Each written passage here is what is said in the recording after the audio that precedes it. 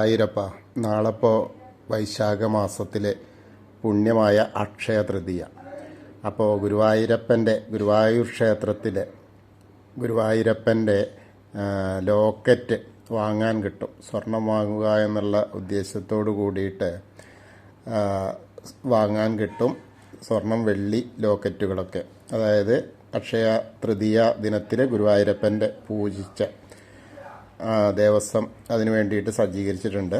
2, 3, 5, 10 gram സ്വർണ്ണ ലോക്കറ്റുകളുടെ 5 gram വെള്ളിയുടെ ലോക്കറ്റും അപ്പോൾ വാങ്ങാൻ കിട്ടും. ക്ഷേത്രത്തിനകത്തെ തെക്കേ കൗണ്ടറിൽ നിന്നും ഇവ ഭക്തർക്ക് വാങ്ങാം.